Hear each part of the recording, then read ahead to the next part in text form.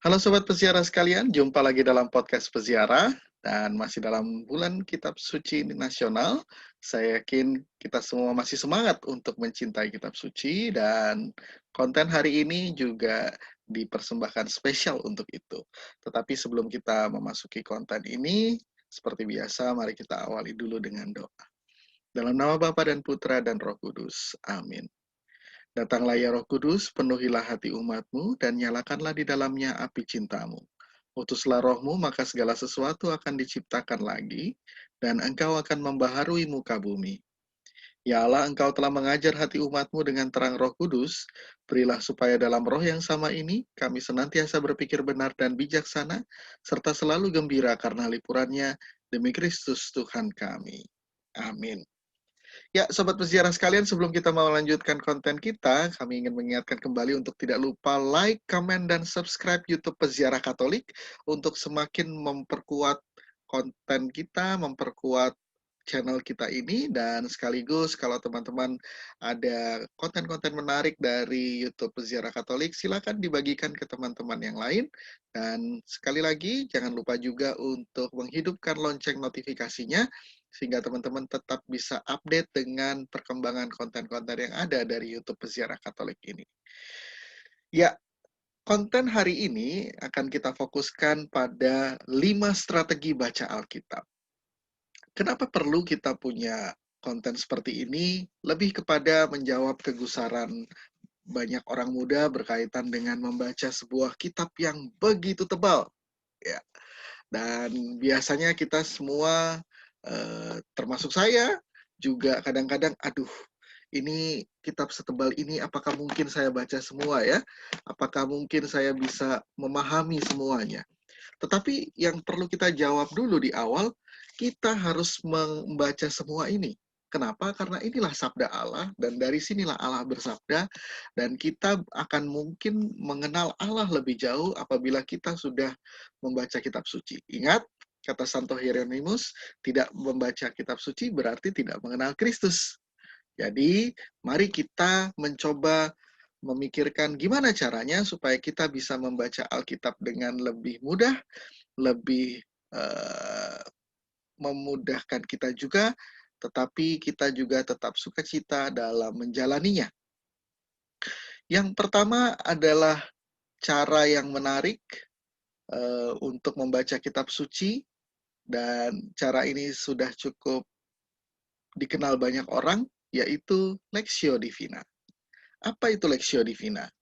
Lectio Divina secara harafiah dalam bahasa Latin bisa diterjemahkan menjadi bacaan rohani. Istilah ini berasal dari Origenes, salah satu bapak gereja dari awal-awal gereja berdiri, dan Lectio Divina boleh dikatakan sudah setua dengan gereja yang hidup dari sabda Allah dan tergantung daripadanya seperti air dari sumber, sebagaimana disampaikan dalam Konstitusi Dogmatis Dei Verbum. Dan Lectio Divina pada awalnya memang tidak terorganisir secara metodologi seperti yang ada sekarang, melainkan tradisi sendiri yang diteruskan dari generasi ke generasi lewat praktik umat Kristiani. Tetapi kemudian sistematisasi Lectio Divina sampai menjadi 4 jenjang. Apa aja 4 jenjang itu akan kita bahas setelah ini.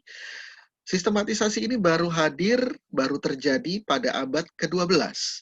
Dan menurut Carmelia.net, hal ini muncul di sekitar tahun 1150 dari seorang bernama Guigo, yakni seorang rahib yang mengajukan teori 4 jenjang dalam pembacaan kitab suci setelah mendapatkan sebuah penglihatan. Jadi Guigo ini katanya mendapatkan sebuah penglihatan di mana ada 4 tangga dari bumi menuju ke awan-awan, menuju surga, dan meskipun hanya 4 tangga, tapi tinggi sekali masing-masing. Yang satu berada di bumi, yang paling ujung berada di awan-awan.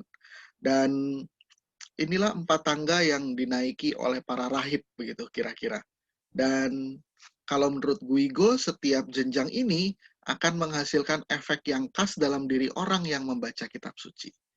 Maka sekarang kita memiliki sistematisasi atau tahapan Lexio Divina yang terdiri dari 4 bagian. Nah, Lexio Divina, sebelum kita membahas apa saja 4 jenjang itu, sebetulnya ingin mengamalkan apa yang tertulis dalam kitab Ulangan bab 30 ayat 14, yaitu sabda sangat dekat padamu, dalam mulutmu dan dalam hatimu untuk kamu laksanakan. Jadi melalui Lexio Divina ini, sabda muncul atau dekat pada kita dalam mulut lewat pembacaan, kemudian dalam hati dan pikiran melalui meditasi dan doa, dan terakhir dalam pelaksanaannya dalam hidup lewat iman yang dikuatkan oleh kontemplasi. Nah, ini sebenarnya yang menjadi tujuan utama dari Lexio Divina. Jadi, membaca kitab suci tidak sekedar hanya membaca, tetapi kemudian mendekatkannya dalam hati, dalam pikiran kita, dan tentu saja juga dalam amal kasih dalam perbuatan kita. Nah, kembali pertanyaannya, apa saja sih langkah-langkah dalam Lexio Divina itu? Iya, inilah tahap-tahap dalam Lexio Divina, Sobat Peziarah sekalian. Yang pertama ada Lexio, yang kedua ada Meditatio, ketiga ada Oratio, dan terakhir ada Contemplatio. Apa sih Lexio? Lexio dari bahasa Latin artinya sebetulnya membaca.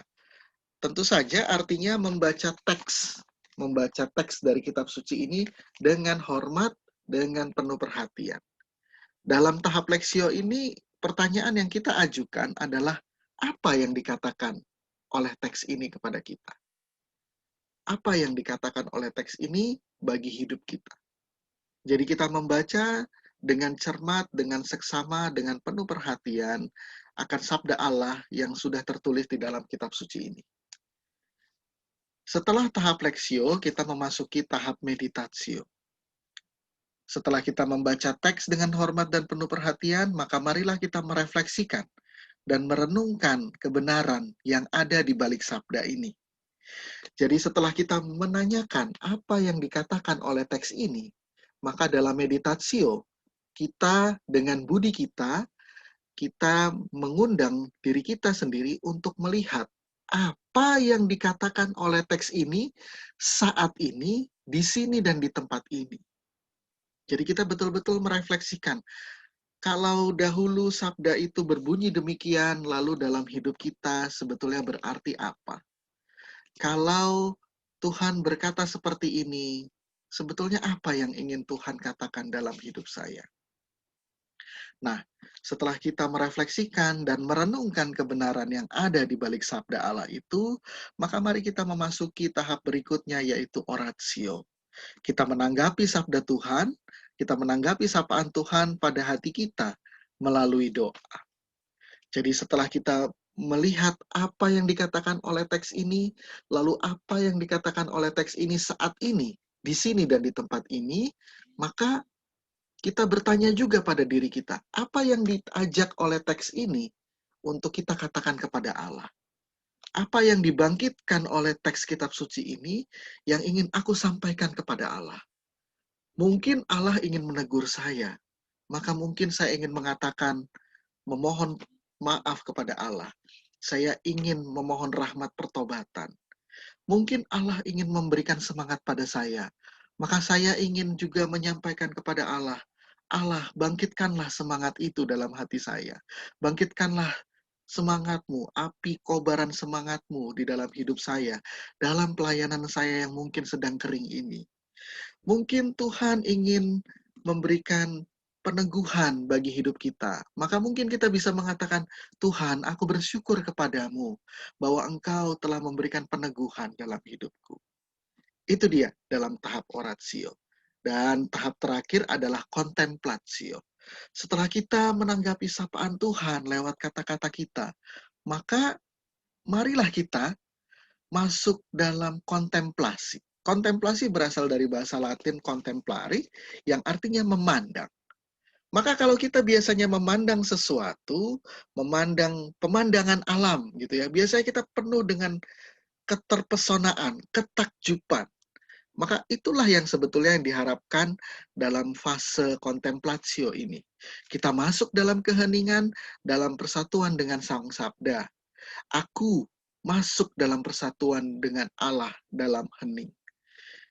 Maka mungkin saja dalam tahap kontemplasi ini kita tidak mengatakan apa-apa. Justru kita ingin mendengar, kita ingin memandang dan menikmati persatuan kita dengan Allah. Ini yang disebut oleh Santa Teresia dari Avila, yang disebut dengan doa sebagai persatuan dengan Allah. Kita membiarkan diri kita menikmati saat-saat hening, saat-saat kebersamaan dengan Allah. Nah, mungkin saja di tahap awal kontemplasi ini hanya kita bisa lakukan 1-2 menit atau 5 menit. Tetapi percayalah, semakin hari, semakin kita menikmati, maka kontemplasi ini bisa kita lakukan semakin bertambah. Karena kita semakin menikmati tahap persatuan kita dengan Allah. Nah, sobat peziarah sekalian, tahap-tahap Lexio Divina ini jangan lupa juga diawali dengan doa mohon bimbingan Roh Kudus. Karena apa?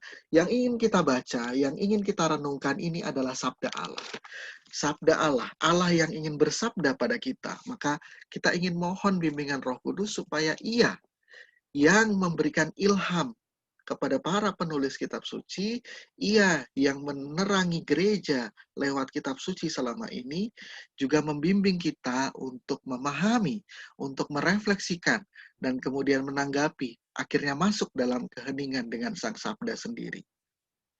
Kalau kitab suci adalah Tuhan yang bersabda kepada kita, maka memang kita menanggapinya lewat doa dan kontemplasi, sebagaimana dikatakan oleh Santo Cyprianus. Nah, inilah tahap-tahap Lexio Divina, teman-teman. Salah satu metode atau strategi yang bisa kita lakukan untuk bisa membaca kitab suci, untuk bisa merenungkan kitab suci, dan menuntaskan Alkitab yang tebal ini. Nah, tahap Lexio Divina ini juga bisa kita kombinasikan dengan ibadat harian, di mana kita bisa menggunakan doa-doa dan mazmur dalam ibadat harian dan mengkombinasikannya dengan bacaan harian yang dianjurkan oleh gereja sesuai dengan kalender liturgi. Itu dia tahap atau strategi yang pertama untuk membaca kitab suci. Selanjutnya strategi yang kedua adalah mengikuti kalender liturgi. Sebagaimana yang tadi saya sempat singgung dalam strategi yang pertama, dalam Lexio Divina, gereja telah membuat kalender harian, bahkan mingguan, untuk kita mengikuti hari demi hari perjalanan kita, peziarahan kita bersama dengan Tuhan. Kalau kita lihat dalam bacaan harian, biasanya kita ditawarkan dengan tiga bacaan. Bacaan dari Perjanjian Lama, kemudian ada Mazmur, dan kemudian bacaan Injil. Dalam hari-hari di masa Paskah, bacaan dari Perjanjian Lama biasanya digantikan dengan bacaan dari Kisah Para Rasul. Nah, bagaimana dengan setiap minggunya? Kita bahkan ditawarkan 4 bacaan. Bacaan dari Perjanjian Lama, kemudian bacaan dari surat-surat Paulus, kemudian bacaan Injil, dan ada juga Mazmur yang tetap ada dan bahkan dilakukan. Nah, maka kita bisa mengikuti ini, bisa mengikuti kalender liturgi yang telah disiapkan oleh gereja, sehingga kita hari demi hari semakin bertumbuh. Biasanya dalam kalender harian, kita bisa mengikutinya bab per bab, ayat per ayat, sesuai dengan tahun liturginya. Sebagaimana kita tahu, gereja memiliki siklus untuk tahun liturgi, yaitu tahun A untuk Injil Matius, tahun B untuk Injil Markus, dan tahun C untuk Injil Lukas. Dan di antaranya biasanya kita akan tetap melihat atau mendengarkan dari Injil Yohanes, yang biasanya dalam masa Prapaskah dan masa Paskah biasanya cukup mendominasi.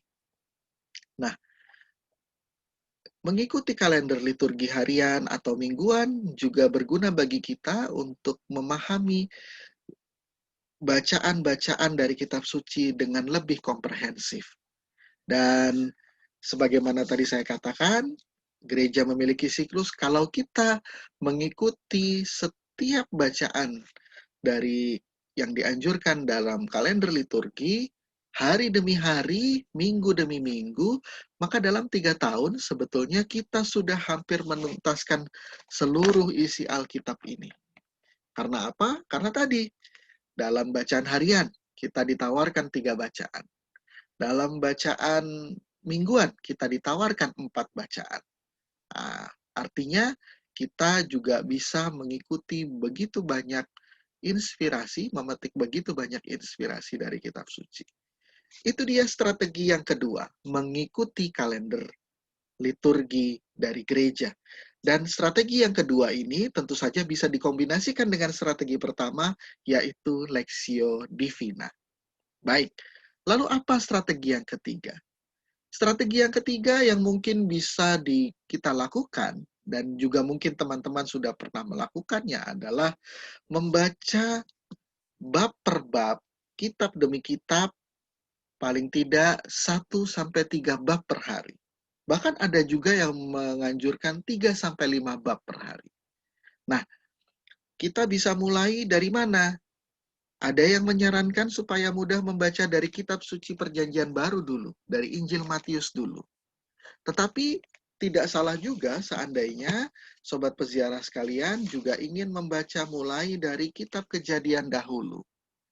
Jadi kita bisa mencanangkan, hari ini aku ingin menuntaskan Kejadian bab 1. Atau aku ingin menuntaskan 3 bab hari ini. Sehingga kita bisa lanjutkan lagi bab lainnya di hari berikutnya.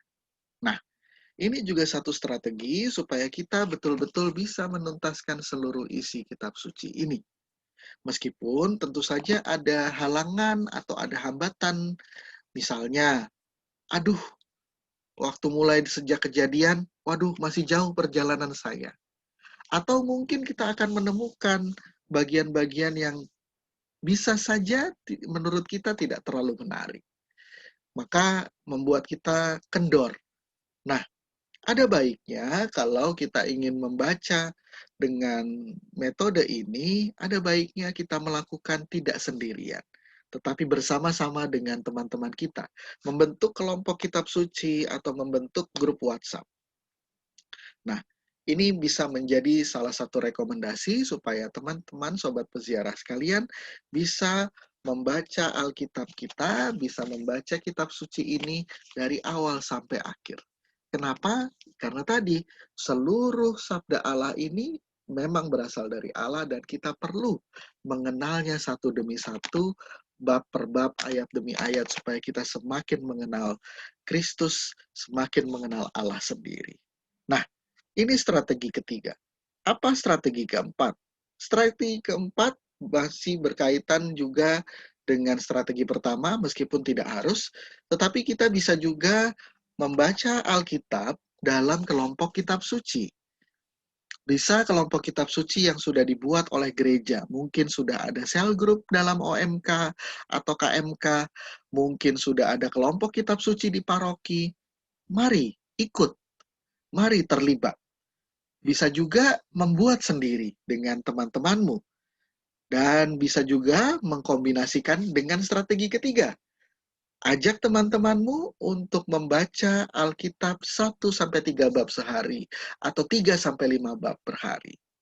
Sebagai sharing bersama dengan beberapa sobat peziarah, saya memiliki sebuah grup WhatsApp di mana kita menargetkan untuk membaca 1 bab setiap hari dari kitab suci kita. Dan puji Tuhan, ada beberapa teman yang terlibat di sini dan semakin bertumbuh, bisa dilihat dari perkembangannya hari demi hari, bab demi bab yang dibaca. Dan grup ini kebetulan baru kami mulai di 1 September.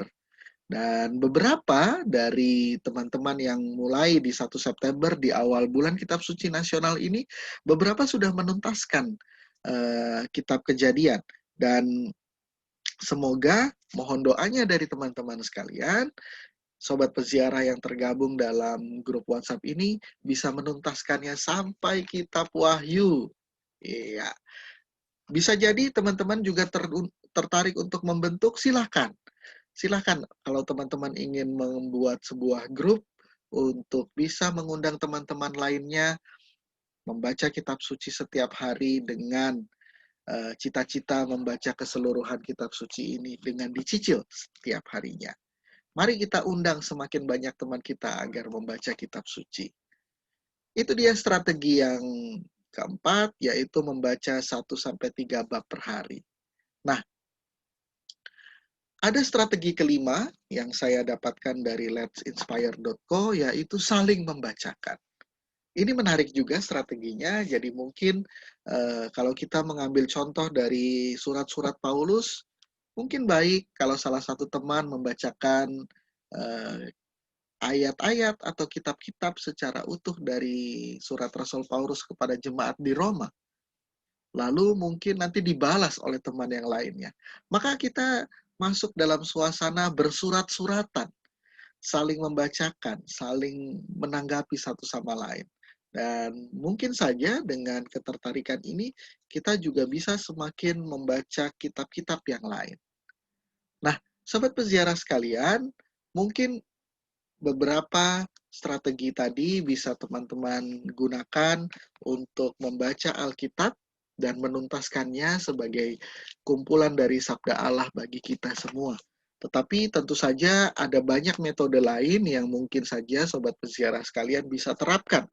Ada yang misalnya merekomendasikan agar membacanya berdasarkan dari histori dari setiap kitab. Jadi urutannya. Misalnya, dalam perjanjian baru membaca 1 Tesalonika dulu sebagai kitab yang paling tua. Nah, lalu dilanjutkan dengan kitab-kitab yang kemudian. Atau juga demikian dalam kitab suci perjanjian lama. Bisa juga mengikuti dari aspek sejarahnya dan mengikuti tahap demi tahap supaya bisa mengalami betul-betul suasana kebatinan umat Israel ketika itu dalam sejarah keselamatan Allah ini. Nah, baik juga disarankan agar teman-teman juga mengikuti kursus-kursus kitab suci, baik yang ditawarkan di paroki atau di keuskupan, atau bahkan mengikuti um, kursus online kitab suci yang ditawarkan oleh gereja, atau channel-channel YouTube yang juga mengupas kitab suci. Tentu saja ini juga akan membantu kita membaca Alkitab secara utuh dan tentu saja dengan bonus mendapatkan pemahaman tambahan mengenai apa yang hendak disampaikan oleh kitab suci kepada kita. Contoh lain, dalam membaca kitab suci bisa juga kita membaca dengan menyesuaikan pergumulan kita. Meski misalnya kita sedang dalam berjuang dalam pelayanan, kita bisa cari kitab yang sesuai dalam pergumulan kita itu. Kita dalam pergumulan berkaitan dengan hubungan pertemanan kita, mungkin kita bisa baca kitab lain dari Alkitab kita yang mungkin berkaitan dengan hubungan pertemanan. Kita memerlukan nasihat-nasihat dalam hidup, mungkin kita bisa cuplik dari kitab-kitab Amsal, dan sebagainya.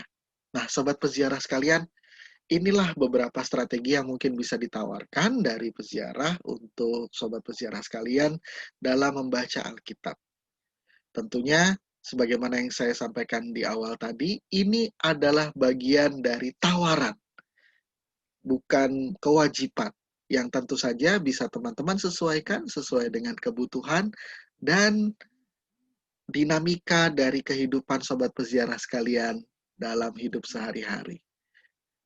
Tentu saja ini bisa menjadi tawaran dan tidak harus semuanya dilakukan. Dan kalau teman-teman juga punya usulan yang lain, boleh juga menambahkan di kolom komentar usulan-usulan lain yang bisa disampaikan untuk membaca kitab suci. Jangan khawatir bahwa kita bukan orang maksud saya menjadi orang yang eh, terlambat mencintai kitab suci.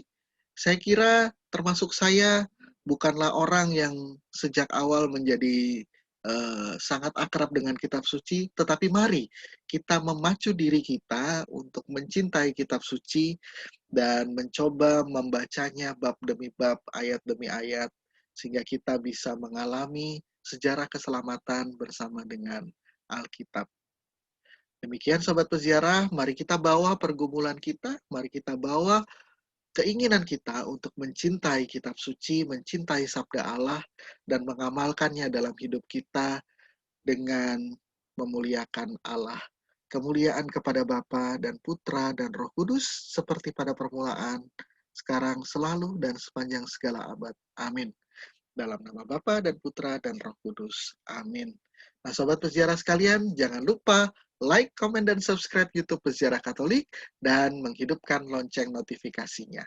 Sampai jumpa dalam konten YouTube Peziarah Katolik berikutnya.